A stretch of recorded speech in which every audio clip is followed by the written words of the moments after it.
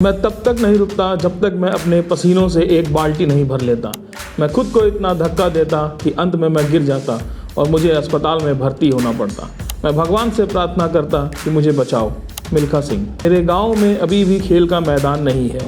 मैं अब भी वहां रहता हूं। मुझे सड़क पर अभ्यास करने की ज़रूरत होती है। नीरज चोपड़ा। मेरी मुख्य चिंता स्पाइक जूतों की एक नई जोड़ी हासिल करने की है, क्योंकि मेरे जूते पुराने हो चुके हैं। दौड़ने के जूते काफ़ी महंगे हैं और मैं राज्य सरकार से अनुरोध करती हूं कि ट्रैक सूट का एक सेट और दौड़ने वाले जूतों की एक जोड़ी प्रदान करें, ताकि मैं अपना सर्वश्रेष्ठ प्रदर्शन दे सकूं। दुत्ती चांद। मेरे माता पिता दोनों चावल के किसान थे। मैं जूते नहीं खरीद सकती थी, लेकिन उन्होंने मुझसे कहा कि मेरे पास जो कुछ भी है उसका सर्वोत्तम उपयोग करो। हेमा दास। आज हमें क्या पड़ी है जो आज हम इन सक्सेसफुल स्पोर्ट्समैन, जी हाँ सक्सेसफुल बोल रहा हूँ, क्योंकि हमारे लिए स्पोर्ट्समैन सक्सेसफुल तभी होता है जब वो कोई बड़ी टूर्नामेंट में गोल्ड मेडल जीत लेता है। तो आज ऐसे ही सक्सेसफुल स्पोर्ट्समैन की कुछ कही बातें हम क्यों बता रहे हैं, क्योंकि कुछ ऐसे ही स्पोर्ट्समैन हैं जो आज हमारे भारत देश के लिए सैकड़ों गोल्ड ला सकते थे, लेकिन आज नेशनल लेवल पर गोल्ड जीतने के बाद भी इनमें से कोई पान बेच रहा है, कोई जोमेटो में डिलीवरी बॉय है, तो कोई कूड़ा बीन कर 2 वक्त की रोटी कमा रहा है। और इन सभी की समस्या बस एक थी, पैसे का अभाव और संसाधनों की कमी, वो भी नेशनल लेवल पर गोल्ड लाने के बाद। भारत में खेलों का इतिहास सिंधु घाटी सभ्यता के समय से 8000 वर्ष पुराना माना जाता है। कई सबूत बताते हैं कि लोगों ने शतरंज का एक प्रारंभिक रूप खेला और पासे का आविष्कार हो गया। सिंधु घाटी और अन्य कलाकृतियों के स्थलों से बरामद मोहरों का अस्तित्व भी इस तथ्य को साबित करता है कि उस समय शिकार और मुक्केबाजी का अभ्यास किया जाता था। आपको बता दें कि 975 ईसा पूर्व से ही रथ रेसिंग और कुश्ती के लिए प्यार भारत में आम था। माना जाता है कि शतरंज, कुश्ती, पोलो, तीरंदाजी, बैडमिंटन और हॉकी कुछ ऐसे ही खेल हैं जिनकी शुरुआत भारत में हुई थी। भारत में खेल का इतिहास बहुत पुराना और स्वर्णिम रहा है। अगर भारत में खेल के इतिहास की बात अभी करने लगे तो वीडियो बहुत लंबा हो जाएगा। इस पर विस्तार से किसी और वीडियो में कभी और बात करेंगे। फिलहाल अभी जान लेते हैं वर्तमान में भारत के खिलाड़ियों की क्या दुर्दशा है। एक फूड डिलीवरी कंपनी है जोमेटो। हम कहानी बता रहे हैं इस फूड डिलीवरी कंपनी के एक डिलीवरी बॉय मुकेश की। एक दौर में गोल्ड मेडलिस्ट रह चुके मुकेश ने अपनी बड़ी ही इमोशनल स्टोरी शेयर की है। दरअसल ये डिलीवरी बॉय एक एथलेटिक्स हैं जो स्टेट लेवल चैंपियन रह चुके हैं, लेकिन अब सबसे बड़ी दुखदायक बात यह है कि इस एथलीट को अपनी बहन का सपना पूरा करने के लिए जोमेटो में फूड डिलीवरी बॉय बनकर काम करना पड़ रहा है। बिहार के वैशाली जिले के निवासी मुकेश कुमार की कहानी बड़ी ही दिलचस्प है। अपने स्कूल के दिनों में एथलेटिक्स में 4 गोल्ड मेडल जीतने वाले मुकेश पर उनके अध्यापकों का बड़ा ही नाज था। सभी अध्यापक उनका हौसला बढ़ाते थे और कहते थे कि वह भविष्य में बहुत आगे बढ़ेंगे। मुकेश कहते हैं कि वह 400 मीटर दौड़ के एथलीट हैं और सिर्फ इतना ही नहीं, बल्कि उन्होंने तो स्टेट लेवल चैंपियनशिप में भी गोल्ड मेडल जीता है। मुकेश आगे कहते हैं कि विशाखापट्टनम में उन्होंने नेशनल लेवल एथलेटिक्स में भी हिस्सा लिया था। हालांकि इस प्रतिस्पर्धा में कुछ कारणों से वह चौथा स्थान ही प्राप्त कर पाए थे। यह घटना उनके लिए बहुत ही दुखी कर देने वाली थी और वह डिप्रेशन में चले गए थे। उसके बाद तो उन्हें लगने लगा कि वह अब कभी भी नहीं जीत पाएंगे।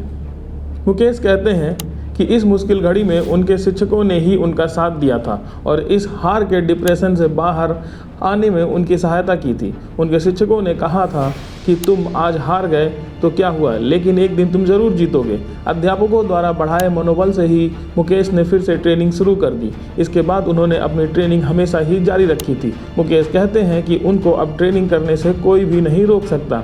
यहाँ तक कि कोरोना महामारी में भी उन्हें उनके इस फैसले से कोई हिला ना सका। उस दौरान सभी स्टेडियम बंद थे, लेकिन मुकेश ने गंगा घाट जाकर अपनी प्रैक्टिस जारी रखी थी। मुकेश के घर की आर्थिक स्थिति सही नहीं है। मुकेश के पिता किसान हैं और अपनी कम कमाई का कुछ हिस्सा वह अपने बेटे के पीछे खर्च करते हैं, लेकिन इतनी रकम मुकेश के लिए काफ़ी नहीं है। बाद में मुकेश ने एक दोस्त के सुझाव पर डिलीवरी पार्टनर बनकर पैसे कमाने का रास्ता चुन लिया और जोमेटो ज्वाइन कर लिया। मुकेश का कहना है कि जब उन्हें जोमेटो में अपनी कमाई की पहली ही किस्त मिली तो उन्होंने सबसे पहले अपनी बहन के लिए ही जूते खरीदे। दरअसल मुकेश की बहन भी एक स्टेट लेवल चैंपियन है। मुकेश कहते हैं कि उनका सपना है कि उनकी बहन भी आगे खेले और नेशनल के साथ ही इंटरनेशनल लेवल पर भी गोल्ड मेडल जीते। साथ ही वह खुद भी आगे खेलते हुए गोल्ड मेडल जीतना चाहते हैं।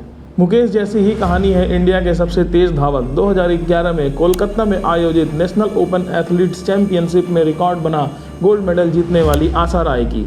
आशा राय वेस्ट बंगाल के एक छोटे से गांव से आती हैं। उनके पिता सब्जी बेचते हैं। बिना किसी सहारे, प्रशिक्षण और भोजन जैसी बुनियादी ज़रूरतों के लिए भी संघर्ष कर गोल्ड मेडल जीतने वाली देश की सबसे तेज धावक आशा राय अपने देश से ही हार गई हैं। कमल कुमार। देश में 3 बार state level boxing gold medalist जीतने वाले कमल कुमार को अब देश ने कूड़ा बीनने पर मजबूर कर दिया है।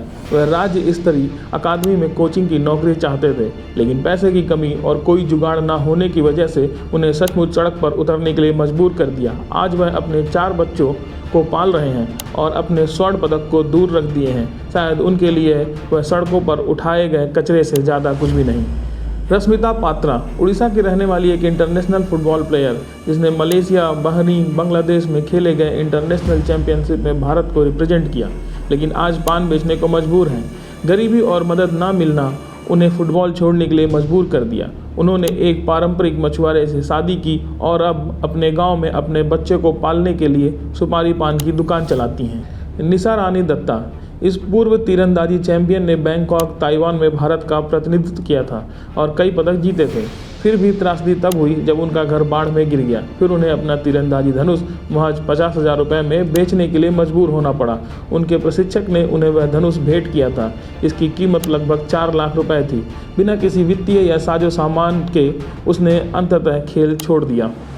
हम ऐसे कुछ ही महान खिलाड़ियों के बारे में आपको एक वीडियो में बता सकते हैं, लेकिन ना जाने कितने गोल्ड मेडलिस्ट हमारे आपके बीच होंगे जो बिना किसी आर्थिक मदद या किसी सहयोग के अपना खेल छोड़ चुके होंगे।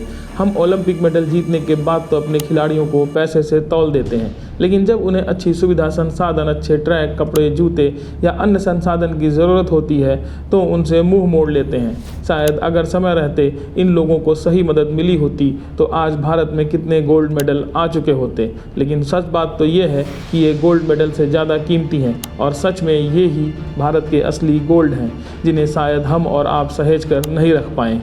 वीडियो कैसा लगा हमें कमेंट बॉक्स में ज़रूर बताएं।